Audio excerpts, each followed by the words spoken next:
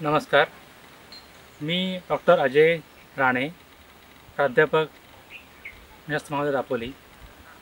आपल्या इथे BSc forestry अभ्यासक्रमांतर्गत third इयरला विद्यार्थ्यांसाठी एक्सप्रेशन लर्निंग मॉड्यूल आहे. त्यामध्ये रोपवाटिका व्यवस्थापन हा एक मॉड्यूल आम्ही 1 वर्षभर ह्या आमच्या विद्यार्थी आहेत त्यांना आम्ही देतो. ह्याच्यामध्ये वनरोपवाटिका निर्मिती व व्यवस्थापन हा पूर्ण अभ्यासक्रम विद्यार्थी घेत असतात. त्यामध्ये वनामधले बियाणे गोळा करणे, त्याचं प्रक्रिया करणे, पिशवीमध्ये बियाणं भरणे आणि रोपे तयार करणे अशा विविध विषयावरती विद्यार्थी ज्ञान घेत असतात. त्याच्यामध्ये बांबू रोपवाटिका मुख्यतः मानगा बांबूपासून कटिंग रोपं करणे कशी करायची, चंदन रोपवाटिका कशी करायची, महोगनी असेल, साग असेल, त्याचबरोबर ज्या औषधी वनस्पती आहेत आणि सुगंधी वनस्पती आहेत ह्याच्यावरती पूर्ण विद्यार्थ्यांना रोपं कशी करायची माहिती मुलांना मिळते. आपल्या भविष्यामध्ये हे विद्यार्थी एंटरप्रेन्युअर्स बनतील ह्या अनुषंगाने हा एक ELP प्रोग्राम विद्यापीठाने राबवलेला आहे. ह्या मॉड्यूलचा अभ्यास घेऊन आपल्याकडे 3 विद्यार्थ्यांनी आपली रोपवाटिका सुरू केलेली आहे आणि त्यामधले एक विद्यार्थी हिंगोलीमध्ये कुडाळ इथे कमर्शियल वनरोपवाटिका चालवित आहेत. असे अनेक विद्यार्थी आपल्या इथे ह्या एक्सप्रेशन मॉड्यूल घेऊन विविध क्षेत्रामध्ये रोपवाटिका उभारत आहेत. नवीन अभ्यासक्रमामध्ये आम्ही प्रत्येक सेमिस्टरला फर्स्ट इयर सेकंड इयरमध्ये हा स्किल एन्हान्समेंट कोर्स अंतर्गत वनरोपवाटिकाचा अभ्यासक्रम सुरू केलेला आहे. विद्यार्थ्यांना प्रत्येक सेमिस्टरला सीडलिंग टेक्नॉलॉजी असेल, नवीन क्लोनिंग टेक्नॉलॉजी आहे म्हणजे सागावर डोळा भरणे म्हणा, सुरूचे कटिंग्स रोपं करणे, बांबूचे कटिंग करणे, अशा विविध जे टेक्नॉलॉजी आहे वनरोपवाटिकाची ही सर्व ह्या विद्यार्थ्यांना आम्ही देत असतो.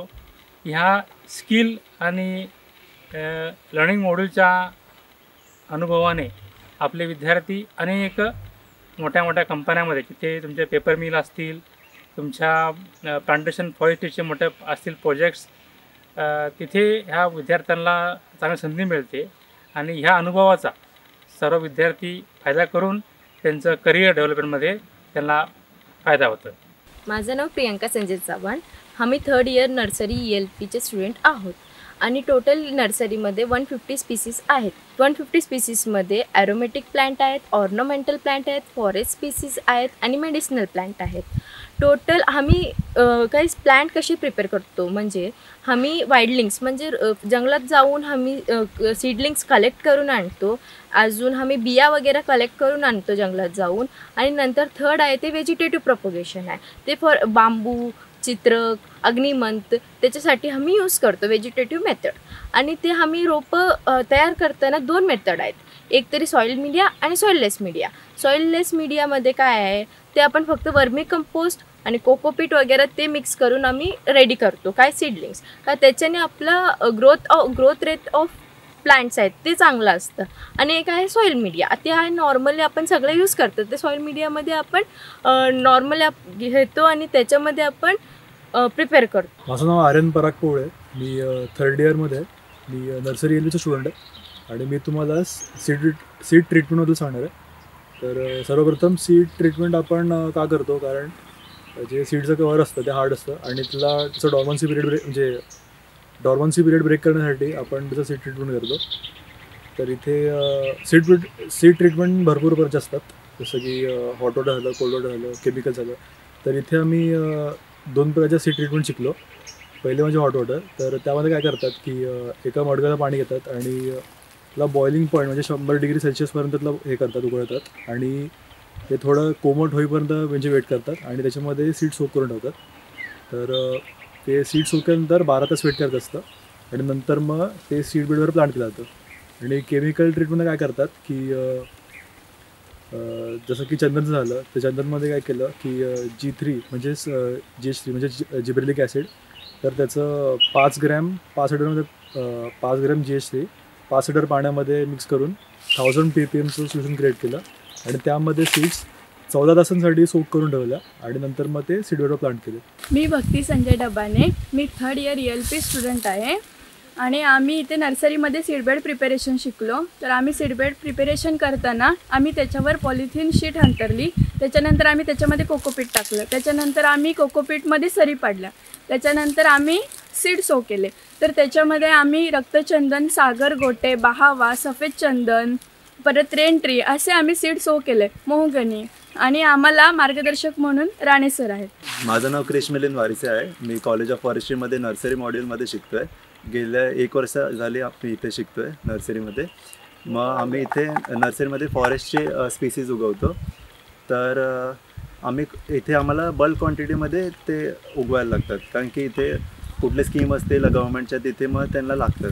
मग एवढं बल्क क्वांटिटीमध्ये उगवत असताना मग त्याची तेवढीच केअर घ्यायला लागते. सीड ट्रीटमेंट झाली, त्याची सोईंग झाली, त्याचं ट्रान्सप्लांटेशन झालं, तर ते कसं हँडल करायचं आणि त्याला रोग कुठले पण न लागू देणं, आणि जरी रोग झाला कुठला तर त्यांना तशी सिलेक्टिव्ह आपण हे करायचं, प्रोपगेशन करायचं आणि ते काढायचं. मग ते कसं करायचं ते सगळं आम्ही इथे शिकतो. माझं नाव कोमल शांताराम सावर्डेकर. मी कॉलेज ऑफ फॉरेस्ट्री ELP नर्सरीची विद्यार्थिनी आहे. आम्ही या ELP मार्फत मार्केटिंग कसं करावं हे शिकलो. त्यासाठी आम्ही डॉक्टर बाळासाहेब सावंत कोकण कृषी विद्यापीठाअंतर्गत स्टॉल लावला होता. त्यामध्ये आम्ही जी आमच्या नर्सरीमधली जी रोपं आहेत ती आम्ही विक्रीसाठी नेली होती.